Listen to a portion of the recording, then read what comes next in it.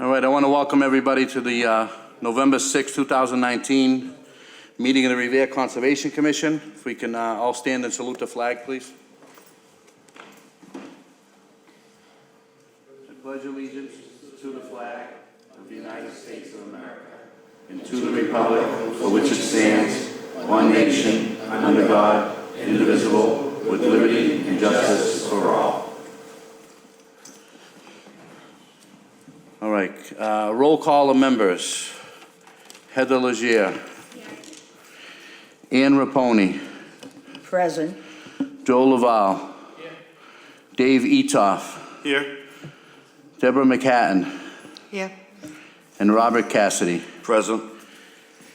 And I'm Chairman Nick Malayson. Can I get approval of the minutes for the October meeting, please? Can I have a motion for an approval for the minutes? I'll make a motion to that effect. All right, Joe makes a motion, seconded by Toby. All right. All right, first item on the agenda is a public meeting for determination of applicability, Alden Mills Fire Station. Whoever's here for Alden Mills? Alden Mills Fire Station? Who's here to talk for Alden Mills? You are, Chief, and you're here as well.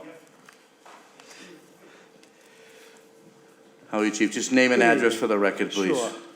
Christopher Bright, Revere Fire Chief, 400 Broadway. And you can come on up too. Yeah, just name and address for the record, please. Chris Emilius from Brennan Consulting, Civil Engineers, 24 Ray Avenue in Burlington, Mass. Okay. So if you can just explain to us what we kind of went over on Saturday, what we're here for, and Sure. if you want to bring that easel, we can bring over here so they can see it in the camera.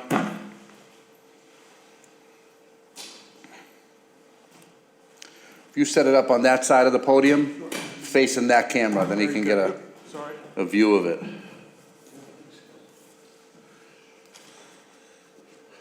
Perfect. So And you can pick up that microphone too and bring it over there if you have to. Sure. So the city is proposing to reconstruct the Alden Fire Station on the Linway, between the Linway and Route 1A. And we're thinking of increasing the size of it and putting some parking and connecting the fire station with trucks to the roundabout for the MBTA. And when we first started the project, what we noticed was that the FEMA had part of the land in the 100-year flood zone. And so based on the 10-foot contour interval. So we went out and did a land survey and found that the 10-foot contour was a little bit different than what FEMA was showing. And so what we show on this plan here in the blue is where the actual flood limits are, which is actually, for the most part, off of our property. There's about 300 square feet next to the Route 1A on-ramp, but we don't intend on filling that space at all. So we intend on maintaining the flood storage that is presently in the area and not going to affect that in any way. So we submitted a application of determination with the Conservation Commission and DEP to illustrate what we're trying to do and show that we are not going to be impacting or affecting the flood storage in the area. So that was our intent. Thank you, sir. Chief, you have anything you want to add? We were there Saturday, so we pretty much know what it is. A bunch of us were there, so we know what we got to vote on today. So I don't know if you want to add anything. To support it, it's very important. Absolutely. The fire department and public safety. Absolutely, Chief. Yeah. All right. Councilor Powers, would you like to speak? Anything to add?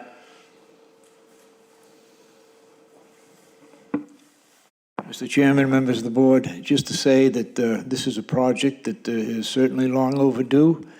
With all of the construction going on, particularly on the east side of the city, the boulevard, Ocean Avenue, the existing station down there now not only is in disrepair and considered a dangerous building, but certainly is not adequate for a ladder truck, which will be required at some point down there. So I would urge the commission to move this as fast as we can. And the next step would be to finish the negotiations with DCR with regard to the land in the back that we may need. You got DCR and the state, right? Both of them, Mass DCR, DOT? DOT, DCR, yeah.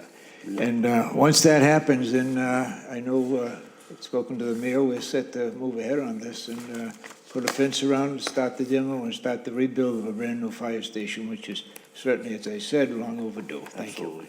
Thank you, Councilor. Bob O'Brien? I'm Bob O'Brien. I live at 10 Ocean Avenue. I'm Director of Economic Development for the city. And I join John Powers in urging your prompt approval of the matter before you. I particularly want to acknowledge John's role in having championed this facility over these many years. And I think it's a tribute to John, the mayor, and everyone else that it has come to this point, not least Chief Bright. So we support it in every respect and urge your prompt and positive action.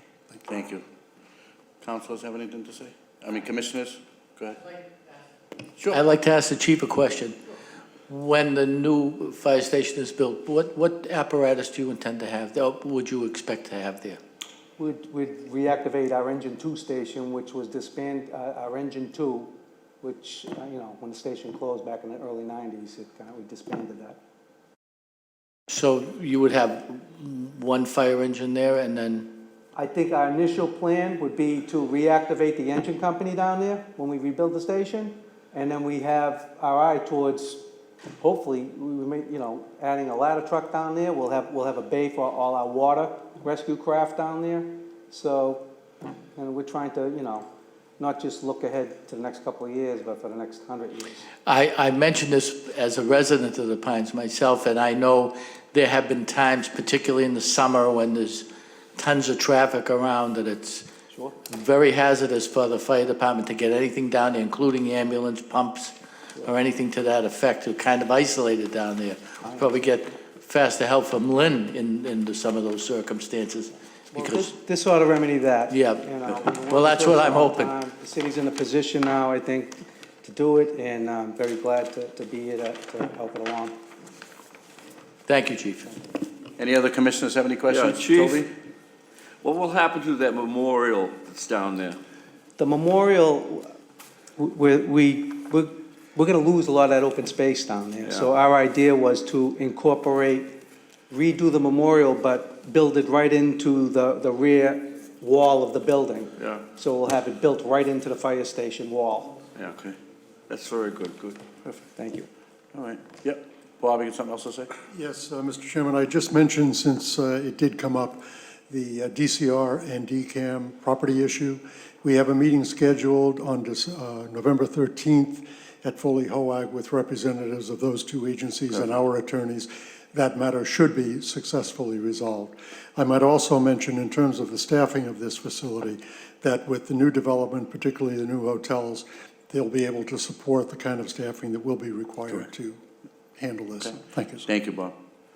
Any other commissioners have any questions? So what we're looking for here is a negative determination so they can move on to their next steps. So do I have a motion to issue a negative determination? I'll make a motion. Heather makes a motion I'll second it. and seconded by Ann Raponi. So I will give you the original for this copy of this tonight. You can take it with you tonight to file it. Sure. Do what you need to do. So can we sign two of those? And then do you contact DEP, or should we, as to your determination? I'll mail a copy of it to DEP as well, but you can contact them as well if you Yeah, want to move the process along sooner. All right, pull DEP that sometimes takes their time, but, yeah. Yeah, I'll get it, a copy sent off to them, but if you guys want to contact them as well, you'll be good. That's great, Yep. thank you. All right, so we'll get that all Thank signed. you, Mr. Chairman. Thank you. No problem, chief, anytime. Anything we can do to help. All right, next item on the agenda is a public hearing for Mass DEP file, which I know they issued the number, I just seen it, 0610736 for HYM Suffolk Downs, Phase 1R roadway and infrastructure. Do I have a motion to open a public hearing? I make that motion. Toby makes the motion, I have a second? I'll second. Seconded by Dave Etoff. Can I just name and address for the record, please? Hit the button, Mike. Mike Borowski, 15 Sullivan Street, Charlestown. Okay. And if we can just explain, I know we went over it Saturday, but if we can just give an overview of what's going to happen, anything we got, we can show up to that camera there. Will Sure. be great.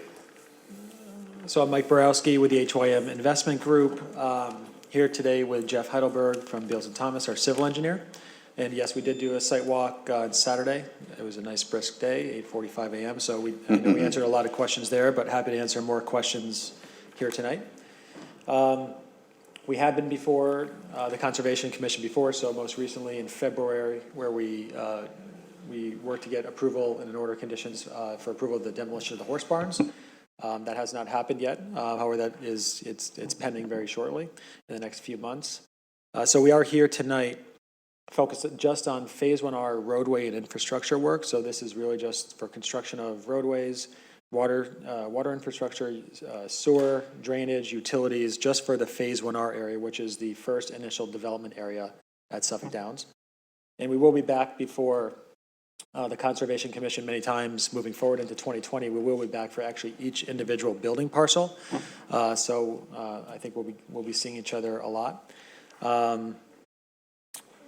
I do know that and we have met with the Friends of Belle Marsh. I would just point that out, and I know that they did request some additional time. However, we feel that everything we're proposing here will not have an adverse impact to Belle Marsh, and at the same time, we will be back here again before the commission many times. So, with that, I think I would just briefly describe each of the kind of areas of focus of this notice of intent.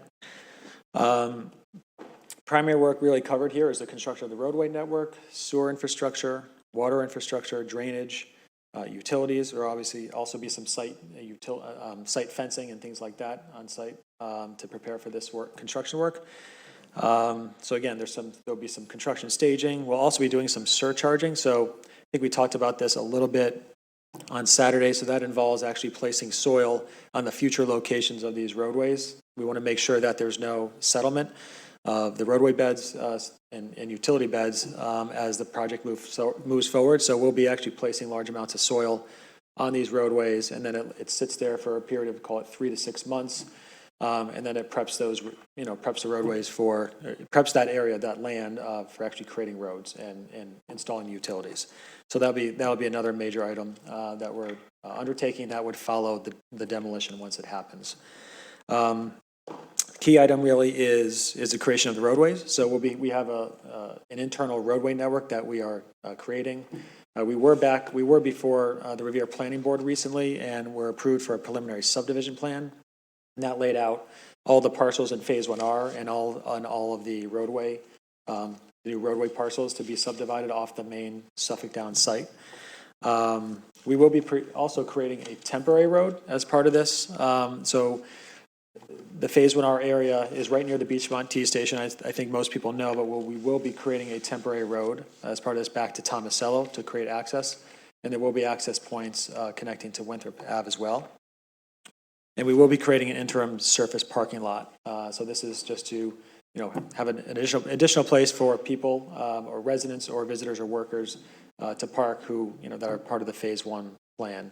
That interim parking lot will be landscaped within the parking lot itself, and then on the edge along Winthrop Avenue. Additionally, we will be installing sewer infrastructure. So there is an interim sewer connection that will connect into a 20-inch sewer line, a City of Revere sewer line, and that will connect to the public safety building, or to a line and a manhole that's at the public safety building. So we will be actually doing some directional drilling underneath the wetlands area, underneath Sales and Green Creek, and we can go into that in more detail if you'd like when we have questions. And then that is a precursor to a kind of a final sewer connection for Phase 1R and moving forward for the entire project, which will be done later on down the road with this project. We will create easements so that the City of Revere can access and maintain the sewer infrastructure over time. And the same will be true for the water infrastructure, where we'll have an interim water connection, but we will also create easements, so the city can maintain that, the public water infrastructure over time. Last two items, I should say, that are covered in this NOI, and I understand there's some material in there. We'll be creating drainage infrastructure, for the Phase 1R area. So this is really a stormwater management system where the idea is that it's designed to mitigate potential impacts the project could have on the existing watershed. So one of the main items here is that there's a process water holding pond that will be converted to a wet pond. So the wet pond will discharge treated stormwater to Sales Creek. So that's one of the major items to be undertaken as part of that work. And then, of course, there's just utilities, gas, electric, et cetera, telecommunications type utilities will be installed as in the roadways. And that's really the other item that's covered in this notice of intent. So that's a quick summary, but happy to take any questions that anyone on the commission has about the proposed work. Any commissioners have any questions, concerns, or anything we didn't ask on Saturday? Something just come to mind, and that you basically, that whole area, including the stable area. Yes. Are there any underground tanks there? I just thought I'd ask. I assumed that. No underground tanks, no. None that we know Oil of, storage or anything? No. We have no record of any underground tanks. Now, I would assume that you've done test borings as far as the soil and everything? Yes, exactly. I mean, that's part of, that all kind of works into our plan that helps us understand how the soil is composed, and we now know we need to compress that soil and do this surcharging work to make sure that we can build roads that won't settle. So yeah, we've done a fair amount of testing. And I would say, all of this entire effort that we're embarking on, with the initial demolition, approval and order conditions, and this work is really all so that we can start construction in Revere at the Beachmont T Station, as many people know. In Revere, the initial phase of development for the entire Suffolk Downs site, which is a large site, 160 acres, is at the Beachmont T Station, and so all these steps we're taking are really to further that and make sure that we can start construction and start, improving the site. All right, thanks, Mike. Any other commissioners have any questions? No? Do I have any proponents that want to speak in favor of this? Mr. O'Brien. Mr. Chairman, members of the commission, I'm Robert O'Brien. I live at 10 Ocean Avenue, and I am the Director of Economic Development for the city. And I am here to speak on my behalf and on behalf of the mayor in support of your approval of this project. As you know, we have been here on this project many times before. We will be here many times again. This is an iterative process. What we're talking about here is the next stage in the process. It is on a critical path that includes the demolition of the horse barns and the beginning of construction, which the city and particularly the Beachmont and Shirley Avenue community are very anxious to have get underway. We are aware of the fact that the Friends of Belle Marsh have asked for a delay in this. I think they had asked for a delay of a week. Since you don't meet on a monthly basis, it's effectively a delay of a month. We would not support that only because it would interrupt a fairly important and critical path from the point of view of the community. The Friends of the Belle Marsh have been part of this discussion from the beginning, will continue to be, and there is nothing about what's happening tonight that will preclude any discussion of anything that might have an adverse impact on Belle Marsh. I would, however, ask you if you could include the Friends of Belle Marsh for notices of your hearings. I understand they're technically not abutters, so they may not have gotten a notice of this meeting. If, as a professional courtesy, you could do that in the future, that would be most appreciated by the city and certainly by the Friends of Belle Marsh. Absolutely. But we would urge you to move forward. I think this is a worthy project that has been discussed as much as any other project in the city of Revere and will continue to be. And I think what you're doing tonight advances the cause but doesn't preclude further discussion by either your body or the city or Friends of Belle Marsh. I think it's timely, and we would urge your approval. Thank you. Thank you, Bob. Any other proponents that want to speak? Hearing and seeing none. Any opponents that want to speak against this project? Okay, and so most of us were there Saturday, and we know what's going to happen. So, and again, Belle Marsh did email me today for an extension, and I kind of told them it's been in been advertised for a week on Revere.org's website, but as a courtesy, we will notify them of any future meetings between Great. the city, myself, and conservation. If you guys can let them know as well, we'll keep them in the loop so they can have the questions in advance, maybe even ask them, have them come to the site visits if they have that many questions, so we can go from there. Absolutely, we're happy to do it. Yeah. So we're looking for a motion to approve this order of conditions. Does anyone want? I'll make the mo, I'll Toby makes second. a motion, Heather seconds it.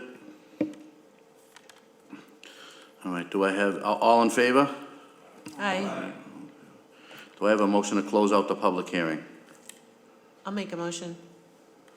Seconded by I'll second. I'll say. Dave. Thank you. I just got the DEP file number today, so I'll have the signature page done today, but a couple of days I'll have the order of conditions. Who do you want me to mail it to? Mail it to you? All right. As soon as I have it, I'll let you know when it's ready, and you can either come and get it, or I'll mail it to you guys, whichever. All right? I'll shoot you an email, let you know. All right? Thanks. Thank you. guys. Thank you. We'll sign both of those, Joe. All right, next on the agenda, it's not on the agenda, but we're gonna talk to them, and we all talked about this on Saturday, and Ian doesn't know about it, but Point of Pines Yacht Club. We have a resident from the area that is a little concerned about them putting their docks on the coastal dunes and the shallow, like the inlet of the coastal dunes, so he would like to speak. Mr. Cavanaugh, if you'd like to come up. My name is Tom Cavanaugh, and I live at 75 Rice Avenue in the Point of Pines. I've been in the Point of Pines for over 40 years, so I well remember the floodwaters that roared through the Point of Pines Yacht Club in '91 and deposited over 3 feet of water on Rice Avenue. When I see that in the alteration of the sand dunes and the seagrass on their property, I can see that happening again.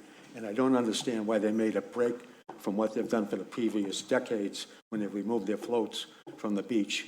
They put the crane in their parking lot, carefully lifted all the floats over the sand dunes and deposited them in their parking lot. This year, they cleared a large swatch of seagrass, put the crane on the dunes, and then proceeded to put a large number of their floats over the area where they put where they cut down the seagrass. It is alarming to me that they did this. Well, I know in my plans myself, that whole area where they went through with the crane, Yes. that whole area was not needed to be dunes. They only needed to do a certain section. It's kind of overgrown itself to that section. So where they're driving over was not originally the part of the coastal dunes that they were ordered to put back years It was ago. initially like a 6-foot walkway over the dune. Correct, yep. For an access to the beach. And they Yeah. put this huge crane on top of it, and it's like, maybe 2 feet lower than it was at the beginning. Yeah, Right? okay. Well, we were there Saturday, we did a site visit, and I know why they put their docks there, because of the damage from the storm we had a couple of weeks ago. So the insurance company needs to come out and see them, and they need to repair them. And we made a determination that they're fine where they are, because it's, the dune grass right now is dormant, it's not growing. And by the time it does start growing again, it's gonna be the spring and all that stuff will be out of there. I don't see it gonna affect anything with the water or cause any storm damage, and mainly because it's in the inlet. The dunes go up like this and they have them inside the bed of it, so it's not gonna You stop were there anything. Saturday, did you see the 2 passageways on both sides of that building? Yeah, I was there Saturday, yeah. The one on the west side, right, there's a fence down, a keep off the dune sign pushed over. Yeah. There's a path in there to drive a truck through. That should all be doomed. And I don't know why it's there. When are they gonna put it back? Yeah, I don't know why, if you guys want to answer that question, I don't know why it's down, and that's not even why I'm here today. We're here today understand that. because you wanted to talk about the docks, now you're bringing up something else. If we're gonna have a further discussion about this, then we'll make a public hearing for it, so I can have everybody here instead of just you. And what concerns me is, sir, and I deal with calls from everybody all over the city. You're the only person that called on this. If I had gone 30 phone calls, then I'd say, okay, I have a concern down there. I didn't knock on any doors, and I didn't, ask for support No, from any of my neighbors. I'm not saying that. I'm just saying, you seem to be the only one with the issue, and I understand your issue, and I respect it. I don't see any problems with it. It's not gonna cause any extra flooding. It's not gonna cause any extra water to come in the street. If anything, it's gonna keep the water back. It's gonna keep the water from coming back. And the agreement I made with them, that if they happen to do damage of any of the dune grass, that they have to replenish it in the spring. But I don't see that happening because it's dormant right now. It's not growing. In the dunes itself? And the dunes itself, yeah. If anything, well, they have it inside the dunes. So if you've gone out there, and I know you've been on their private property already, so Their dunes go like this. They have those docks inside the bottom bed of it, basically. Okay. So the dunes are up on the sides of it. They're not disturbing the dunes. So I'm giving them permission to keep them there for the winter so they can work on them. And I know me and you, we talked last week, they're gonna repair those in place where they are right there. And you says, oh, they're gonna make it a workshop. Well, they're not gonna make it a workshop. Truck in there? Is it gonna, at some point, they're gonna put a crane back in there to put them back in the water, yeah. Oh, I know, well, that's in the springtime. Yeah, that's in the springtime. I mean, during the wintertime with that passageway that they have on the east side of their building, they're gonna drive a truck in there? I don't see why they'd have to drive a truck in there. They're gonna work, they're gonna have hammers and saws and nails to fix the docks. There's gonna be no fluids, no oils, no nothing like that, so there won't be no trucks on the dune grass or anything like that. That'll be in the spring for the crane, that's it. Yep. You understand my concerns? I understand 1,000% your concerns, and I don't want you leaving here today thinking I didn't do anything I could to help you. 6 of us went down there I Saturday. understand that you went down there. Yeah, and again, like I said, if I had gone 30 phone calls about this, if, not even me, Councilor Powers would have gotten calls about this as well. I don't see it being that big of an issue, and believe me, I understand and respect their concerns, but I don't think I don't think we're gonna have any damage. And if there is any damage to the dune grass, they know they're gonna be responsible to replenish it. But not floodwaters. Well, I don't think that those docks being there are gonna cause any extra water to come on Rice Ave during a nor'easter. Okay. Okay? Thank you for hearing me. Councilor Powers.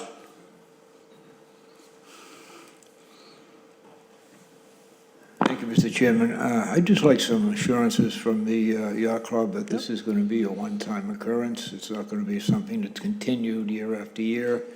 And if that were so, then this certainly would cause some damage, I would think, if it were. Correct, yeah, that's something we talked about on Saturday, and it's just because of the storm they had 2 weeks ago, 3 weeks ago now.